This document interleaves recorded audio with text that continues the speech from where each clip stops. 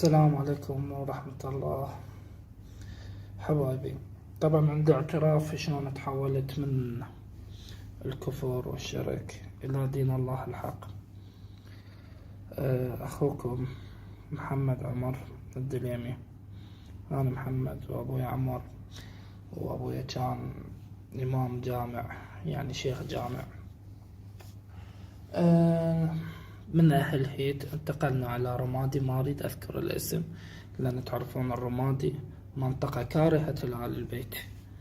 الأكثرية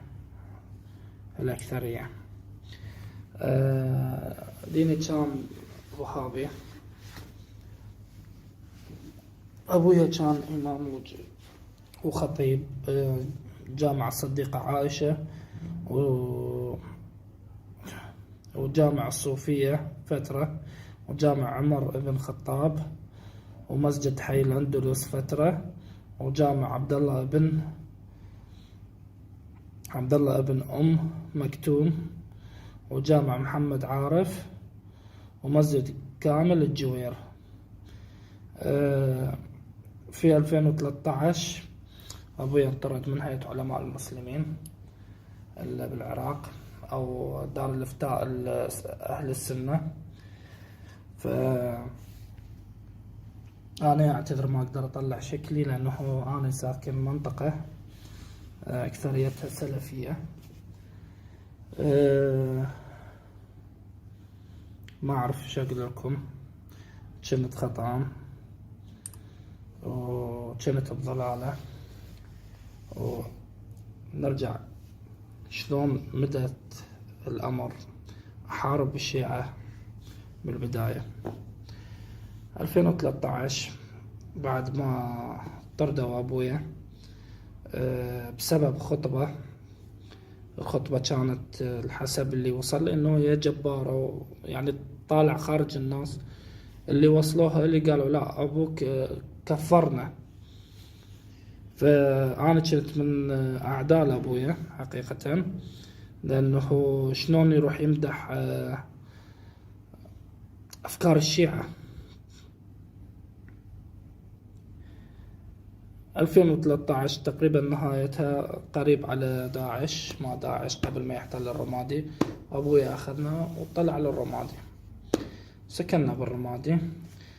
اكتشفت أنه أبويا متحول من المذهب السني إلى الشيعي، فحاربته وهاجمته بلا خوف إلى أن توفى. ما طول بسليمان يتوفى، فاستغربت أنه أخواني الكبار أخذوه دفنوه بالنجف. ليش؟ قالوا وصيته. فقلت طبعا إذا هو صار شيعي ليش ما يدفن بالنجف. فدخلت أنه أنا بهذا المجال. كملت دراساتي، طبعا دراسات توهيمية ما أنصح بها أي شخص. فكان أول لقائي بالرياض، رئاسة العام للبحوث العلمية والإفتاء. طبعا منطقة أعتقد اسمها الجرايدية بالرياض هي. بعدها صار لقاءنا جامع الأمير فهد بن محمد. بعدها جامع جوهر بالرياض همين كذلك، وجامع الرجايحي، وجامع حي السفارات. طبعا جاي أحكيكم عن الرياض. هذا كان لقاءنا به. كل 3 أشهر 4 أشهر نروح يدرسونا الأفكار التكفيرية. من ضمن الأفكار اللي يعطوها لنا أو يعني دخلوا بعقلنا أنه عقيدتهم هي الصح والشيعة هم كفار. الشيعة يكرهون الله وما يقرون القرآن.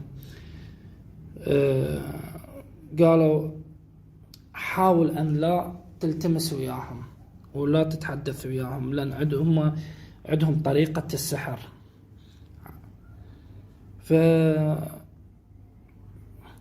حقيقة أخذوا أرقامنا وطونا أرقام خاصة نتصل بها. وهاي الأرقام الخاصة كل شهرين تتغير، يعني ما تبقى ثابتة. بروحتي 2016 إلى 2017 التقيت بأخ، والله استحي أقول اسمه الصراحة، تامر عيسى.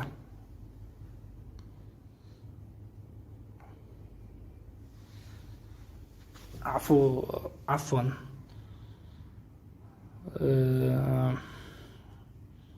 تامر اللبان.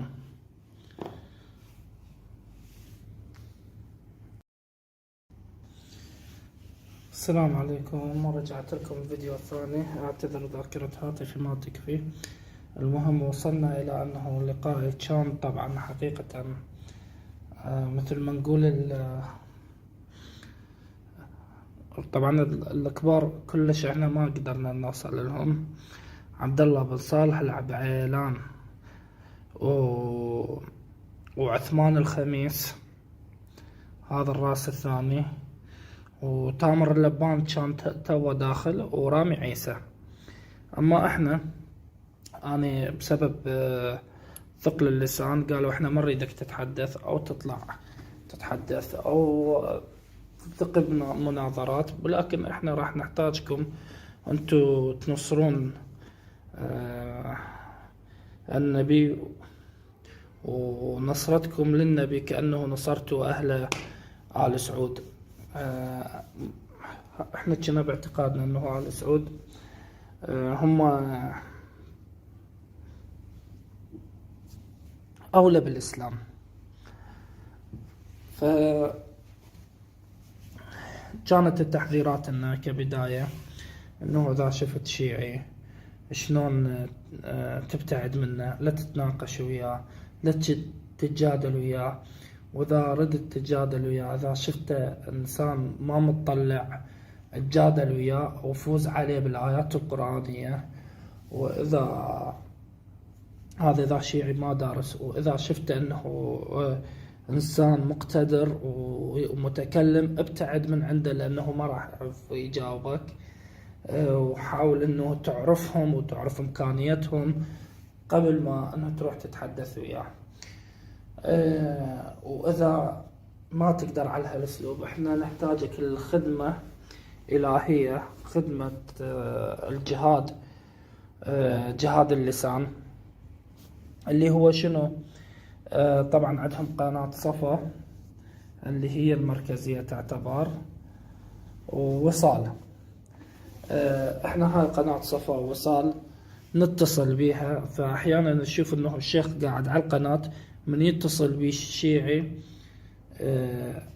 كأني مثل أنا طبعا 4 أدوار ماخذ، اتصل بي انه انا شيعي. الرقم اللي نتصل عليه قلت لكم هو كل شهر او شهرين يتغير، نتصل بيه خاص بينا، يعني كانوا يدزوا لنا كانوا كل فترة، وانا تقريبا راح يصير 2 انا طالع من عنده او اقل 2 يعني ما اذكر التاريخ الحقيقة. فكنا نتقنص الشخصيات الشيعية ونتحدث عن طريق الهاتف، وينتصر علينا الشيخ الوهابي.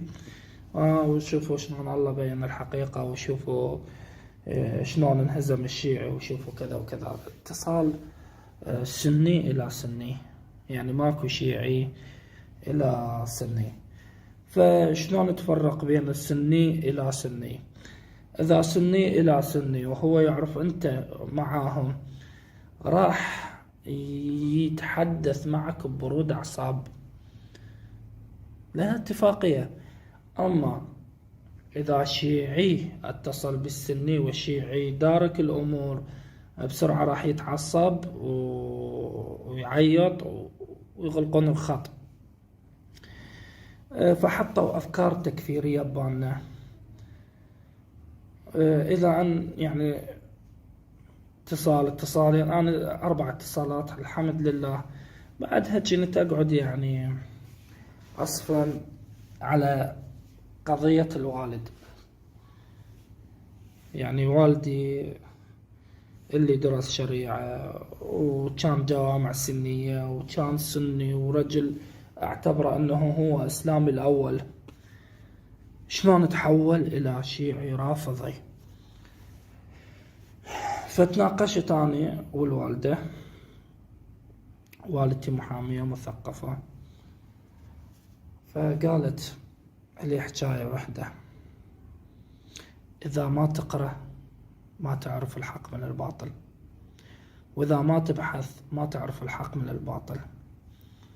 فأنا قلت: هو يمه عوفينا من هالسوالف، احنا بينا حيال القراية. قالت: إيه، ما هو أنت تحولت إلى تفكير معقد كلش، أنت وأمثالك ذول الوهابية، طبعا والدتي كذلك سنية وتحولت شيعية، ما تقرون وتكتبون، ما تعرفون السين من الجيم، ما تعرف انه هذا الكتاب ايش بيه من بحوث وما بيه.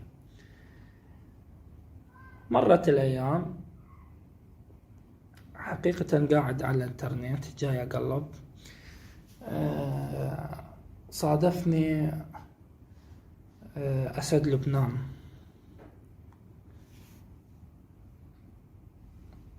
ما اعرف شو اقول لكم، صادفني اسد لبنان. فقريت انه هو ايش كاتب. حقيقة انا دخلت عليه وغلطت وسبيت، وانا اعتذر منه. ثاني مرة صادفني ذو الفقار المغربي، وكذلك. وثالث مرة صادفني أبو هادي العاملي، وحقيقة ما قدرت أغلط عليه، لأن لقيته أشوف صوره بالحشد وقلت له يروح يطير رقبتي ما بيه حيل. لأن كنا ماخذين الحشد بنظرة يعني مخيفة، ولكنهم ما يذون بشر، يشهد الله. وإن شاء الله أنا أول واحد التحق بالحشد. فقاموا يتصلون بي، من ضمنهم رامي عيسى: انت ليش ما تدخل ويانا؟ ليش ما تتصل وتتقنص الشخصيات وتسوي نفسك شيعي؟ تعال تقنص اتصال بيني وبينك وسوي نفسك شيعي. قلت له: أنا لساني ثقيل، ما أقدر أحكي، أنا يعني عندي ثقل بلساني، كلمات ما تطلع صحيحة من عندي، فاتركني من هالموضوع. فظليت حقيقة أتابع ذوي الفقار المغربي، وأتابع أسد لبنان وأبو هادي العاملي. فشفت أنه جماعتنا الكبار ما يقدرون، الأسماء اللي طلعوها أسماء حقيقية، يعني أنا أعرفهم وأصواتهم أعرفهم، ما يقدرون يجاوبون بشيء بدلالة. إلى أن فتحت المكتبة مال والدي الله يرحمه، فظليت أقرأ بمساعدة ذوي الفقار وبمساعدة أسد لبنان وهذا العامري، النصوص أقرأ وراهم، إلى أن تخرجت وعرفت إحنا لا صومنا ولا صلاتنا ولا أي شيء نعمله من أعمال الخير يوصل لرب العالمين إذا ما نقول أشهد أن عليا ولي الله، وإذا ما نعترف بالإمامة، وإذا ما نحزن على الإمام الحسين. حقائق إحنا أهل السنة ما نعرفها. مثل ما قالت الوالدة: ما عندكم عقول تفتحون كتاب وتقرونه، وحتى لو أكو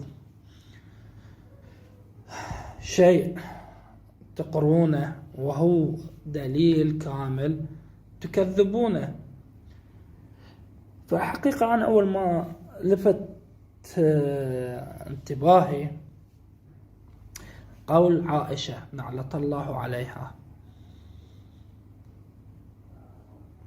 تقول للنبي محمد صلى الله عليه وسلم: أنت الذي تزعم أنك نبي، فالموضوع هسترني، رحت بحثت انه لقيته صحيح. شفت الأجوبة من شيوخنا، يغفر الله لها، ماكو هي الشيء. رجعت مراجعات عن أبو بكر أو عثمان أو عمر، فحبيت أنه أوصل حقيقتهم، نسبهم. لما جيت أنه هو عمر، لقيت أنه نسل حرام. لقيت النسل مالته بكتبنا احنا أهل السنة مذكور أنه نسل حرام، وماكو دليل واحد على عمر أنه دخل الإسلام أو أبو بكر أنه دخل الإسلام. دليل واحد ماكو، كتبنا احنا أهل السنة. الشيء الثاني،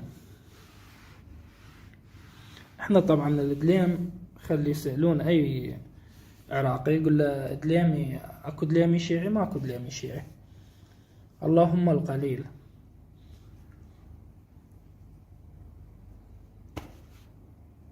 ظليت أبحث وأرجع وأقولها بفضل أسد لبنان وذوي الفقار المغربي وأبو هادي العاملي. بحثت بكتبنا وباعتقادنا وباعتقاد اللي كانوا وياي شنو عمر بالنسبة لنا. لقينا انه عمر افضل من النبي محمد صلى الله عليه وسلم بعقيدتنا. انه عمر احنا نقول كنا عشيعة يحرفون القرآن، الحقيقة هاي ما موجودة. انه عمر هو كتاب القرآن او عثمان هو كتاب القرآن، والله كان ينزل آيات على لسان عمر. إذن يعني القرآن مو محمدي، عمري. فأنا من جيت اللي هناك اكتشفت أن القرآن مو محمدي، وصلت إلى إلحاد أنا حقيقة. لأنه القرآن يزعمون الشيوخ مالتنا أنه القرآن عمري، ما يقول عمر ينزل. إذن يعني وجود النبي محمد صلى الله عليه وسلم لا شيء بالنسبة لعقيدتنا. لأن احنا علينا واحد عبد زنديق كافر قاتل ابنته، هاي حقيقة. شارب الخمر، زنديق فاجر، قتل بنته. وإذا الموءودة سئلت بأي ذنب قتلت، هاي الآية نزلت على عمر، نزلت على عمر وبنت عمر. وإذا الموءودة سئلت بأي ذنب قتلت. فلقيت ربعنا أنه هذا الكتاب ما هو عبارة عن فسق وكذب. طبعا هو كتاب بأشياء حقيقية يعني مستحيل واحد يكذبها. فأنا قلت هذا كتاب مستحيل، هذا كتاب سني، هذا كتاب شيعي. صحيح البخاري كتاب شيعي، أو صحيح مسلم كتاب شيعي. لأنه هنا جاي يطلع حقائق. عمر فاسق، وأبو بكر فاسق، وعائشة فاسقة. أجي أسأل بها الأحاديث صحيحة. زين، شلون إحنا ما نفكر بها؟ وأعرف كل شيء، بس عائشة تقول أنت الذي تزعم نبيه، ما صايرة. أنا لو مرتي أشقها شكتين. كيف رسول الله خاتم الأنبياء والرسل، وشلون أعظم عمر على الرسول؟ عمر ينصح الرسول يدخل في بيتك البر والفاجر، يعني تعقلوها. الرسول حشاه واستغفر الله بأوله وآخره. الرسول قواد لو ما يعرف يتصرف. الرسول رب العالمين قال عنه لا ينطق عن هوى إلا وحي يوحى. يجي عمر يعلمه؟ يعني شيء ما يخش العقل. رجعت انه اريد اعرف الولاية الشيعة شي يفكرون. والله اني تارك بكم كتابي وسنتي، هاي كذبة السنة ما موجودة، كذبة. كل الأحاديث الصحيحة عترتي. فبحثت عن العترة وآل بيتي، لقيت يعني شيء صحيح 100%. إلى أن رحنا ثاني مرة للسعودية قبل أن أعلن تشييعي واستغفر ربي واترك الموضوع. سنة 2019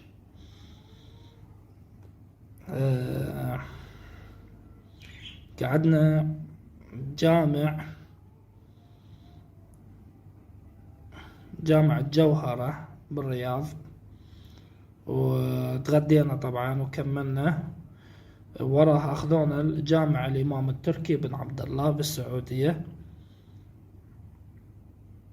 فحكوا حكي انتوا لازم تكذبون. فأنا رديت عليه قلت له يعني شلون نكذب؟ قال يعني نقول الشيعة يفعلون المحرمات، الشيعة في الليل ويشربون الخمر، الشيعة. قلت له زين احنا بزمن التواصل. قلت له انا بالعراق هواي عندنا شيعة، بزمن التواصل جاي اشوفهم.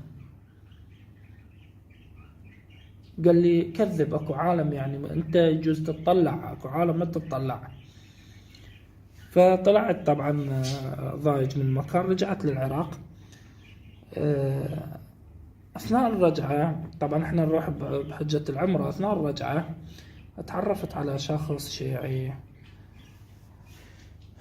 من اهل مدينة الصدر. صار صداقة بيني وبينه، فحبيت انه اطلع على هذا الموضوع.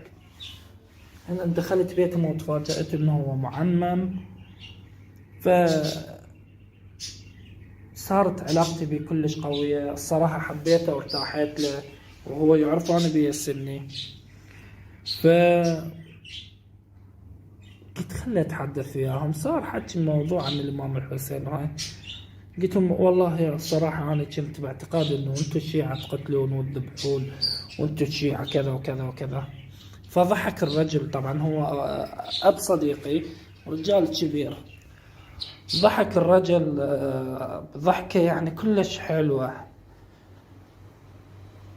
فكان يقول لي لا حبيبي احنا ما عندنا هذا الشيء، واحنا كنا اهل وكنا مسلمين. ورحبوا بي عكس ما احنا كنا نتصورهم. فقلت له الحقيقة انا هيك وهيك ما اخذ عنكم. قال هسه وقت صلاة قوم صلي. فصلى الرجال. الشيعة عندهم من يصلون، الرجل يصلي لازم يعلي صوته. انتبهت انه بالتكبير قراءة آية الحمد، وبعدها يقرأ من البقرة، السجود، الركوع. ما لقيت هذا الشيء اللي احنا كنا نتخيله. يعني احنا بالرمادي ودار مدار الشيعة وكنا ما نصدق هذا الشيء.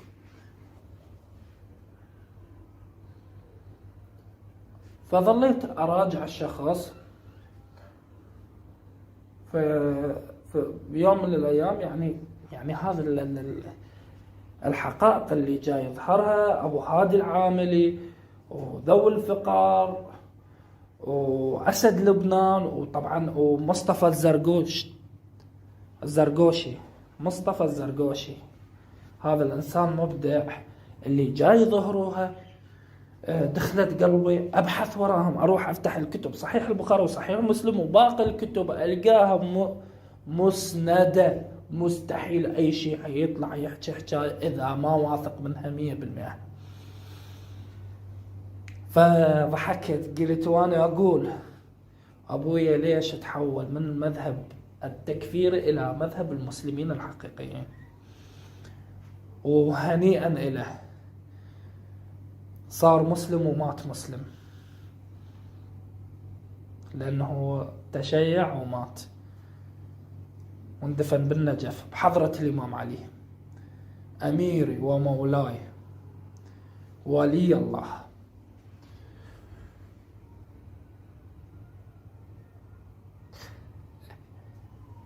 سنين يضحكون علينا، سنين يكفرون بينا،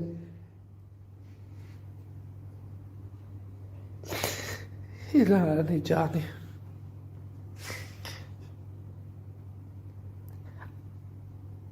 ما أقدر أحكي. كافي كافي، وين وديتونا؟ أي مذهب إحنا كنا؟ أي مذهب؟ كله كفر وبدع. تقولون على الشيعة أهل المتعة، وإحنا أصلا المتعة مذكورة عندنا، اللواط عندنا، جهاد النكاح عندنا، المسيار عندنا، والعرفة عندنا، والمخدرات عندنا، والشرب الخمر عندنا. أي دين هذا؟ القتل والذبح والتفجير، أي دين؟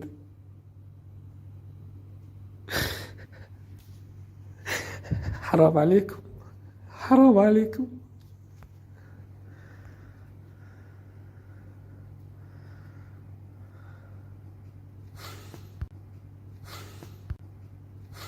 اللهم صل على محمد